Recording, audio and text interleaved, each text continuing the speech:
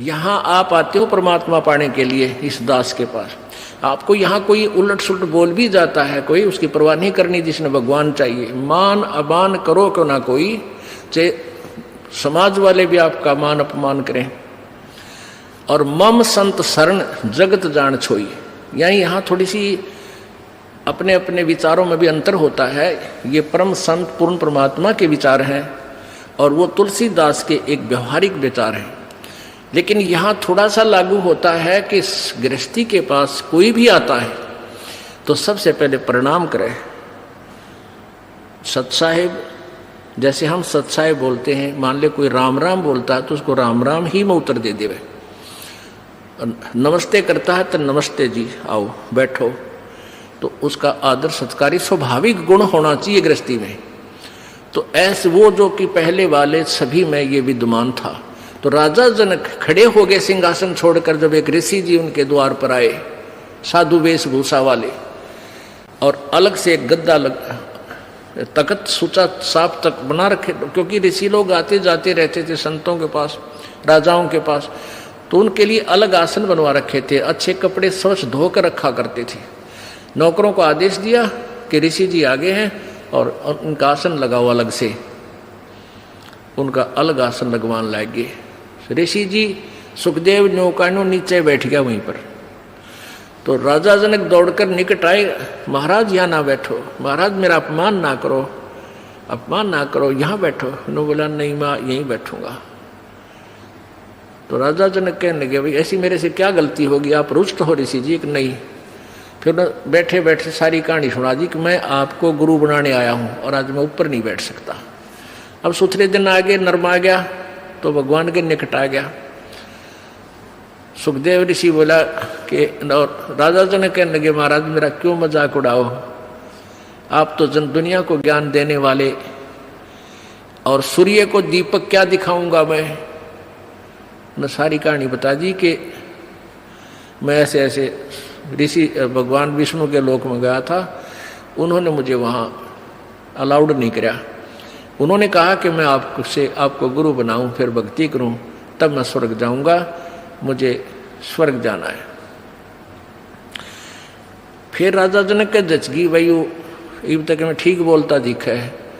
कहने लगा ठीक है महाराज, मैं सुबह नहा धो के स्नान करके सुबह नाम दूंगा तेरे को।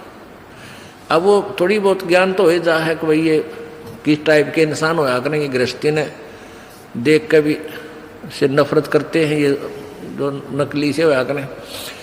इसकी सारी फड़कड़नी चाहा था, परीक्षा भी लेना चाहा था। उसने अलग से एक मकान में उनकी रहने की व्यवस्था करवा दी और वहाँ एक लड़की की, एक युवा लड़की की ड्यूटी लगा दी कि आप इनकी केयर टेक करो, अतिथि आए हैं, खाना खिलाओ, कपड़े बिछाओ इनके, और कोई असुविधा ना रहे, रात को भी इनके पास। सारी तो उसको ट्रेनिंग दे दी थी लड़की को राजा जनक ने। अब सुखदेव ऋषि अपना आसन पर लेट गया, खाट पे चारपाई पर जो तख्त लगा रखा था। वो लड़की रात्रि के समय जाकर के उसके तख्त पर बैठ गई। सुखदेव ऋषि ने पैर पीछे को कर लिए, वो और निकट आ गई। वो थोड़ा सा और आगे को सरका, वो और निकट हुई तो उठ कर दूर खड़ा हो गया। कहने लगा बहन तू बाहर चली जा। वह लड़की बाहर आ गई। राजा जनक ने पूछा कि क्या क्रिया रही बेटी, कैसा है ये ऋषि जी? ने बोले जी ऋषि जी पक्का है, ऐसे ऐसे मैं बेड पर बैठी आपके आदेश अनुसार। तो इसने सारी ऐसे ऐसी क्रिया बताई, खड़ा हो गया और बाद में बोला बेटी बहन बाहर चली जा। तो बोला ठीक है। अब क्या हुआ कि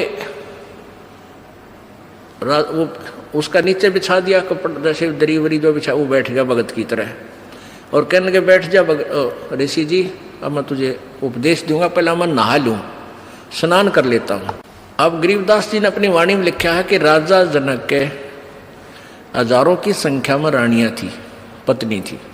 उनमें से एक पटरानी होती है, जो सबसे पहले जो शादी की जाती है उसको पटरानी बोलते हैं, मुख्य पत्नी। बड़ी सुशील, अच्छी भक्ति करने वाली, साध्वी टाइप थी। उसको कहा राजा जनक ने कि मैं नहाऊंगा, और पानी गर्म करा, बता दिया था सारा, उसको ट्रेनिंग दे दी थी। वहीं पर जहाँ इस पहले बड़े बड़े दरवाजे होते थे, वहीं इधर सुखदेव ऋषि बैठा, और इस साइड में लगा का चूल्हा ईंटा का, और ऊपर धर दिया पतीला, और नीचे बाल दिए लकड़, सूखी लकड़, और पानी न्यो उबला जो कर चाय बनाया करें, बनाते उबला करें। और राजा जनक का वहीं साथ में नहाने के लिए पाटड़ा डाल दिया, और राजा जनक वहां नहाने के लिए विराजमान हो गया, धोती बांध के। और वो रानी जो पटरानी थी उसकी, वो लोटा भरे उस उबलते जल में थे, चूल्हे वाले पन्नों का पतीला ऊपर रखा है, और राजा जनक की चोटी में घेरा हाथ गेला नवावे, और वो पानी राजा जनक पर डाल रानी तो, और सुखदेव नो है जलेगा भी हो। अब वो पानी उस पर गिरे, सुखदेव पीछे नो है। अब राजा जनक देख रहा अग्रेसी जी की कैरियर सलोरी है। राजा बिहन से देई जब तारी, और हमें स्नान करावे नारी।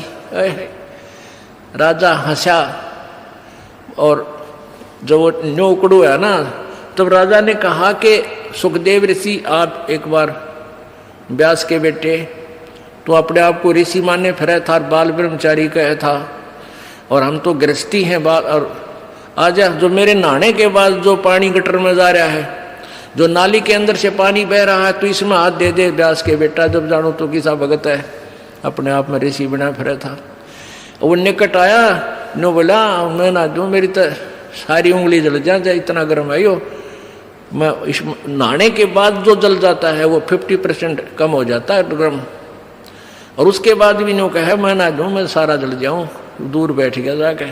तब राजा भी हंसा, जोरता हंसा, और ताली बजाई, नो हथेली पीटी, और हमें स्नान करावे नारी।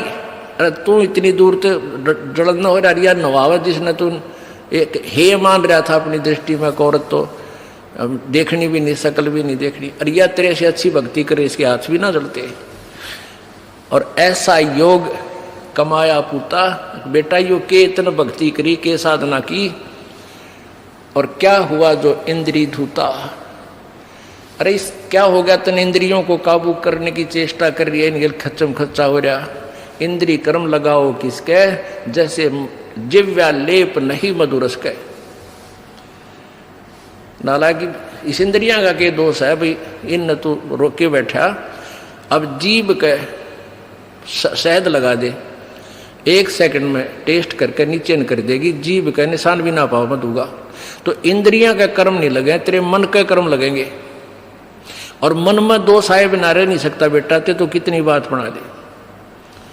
या वो भी जान गया भाई मन तो दुष्ट है, तो 1 मिनट में करा के बूंदी सोच जा, फिर सेकंड में कुछ और सोच ले। तो कहते हैं इंद्री कर्म लगाओगे किसके, जिव्या लेप नहीं मधुरस के। काफी ज्ञान दिया, फिर समझाया उसको। फिर क्या बताया कि रात्रि के समय ये लड़की तेरे बेड पर बैठी, और तेरी क्या स्थिति थी, क्यों डर गया, या कोई खावा थी तेरे को, तेरे में ज्ञान नहीं, विवेक नहीं, अगर तू आत्म तत्व में भी नहीं है, परमात्मा के निकट कहाँ, तो बहुत देर की बात है।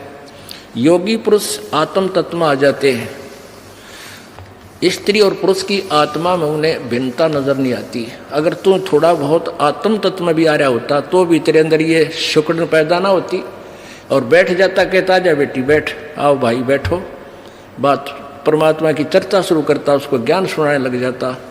आप पे दोष खत्म था, तेरे अंदर दोष था, इसलिए तो सुकड़ा इस तरह। एक बार सांग देखने चले गए 2 जने, एक तो पहले जाता था, एक पहली बार गया था। और वो लड़के उस समय लड़कियों का ही रोल बना के और मेल फीमेल का रोल करा करते हैं। तो नाच रहे थे, कोई गा रहा था, अच्छे सुसज्जित कपड़े मेकअप कर रखी थी। तो पहली बार जो लड़का गया था वो लोग कहा दूसरे, देख के सुंदर लड़की, देख किसा बढ़िया नाच है। और दूसरा बोला लड़की को ना, यो लड़का है, उसका ना जच्ची बात है ना, तो नहीं बेरा।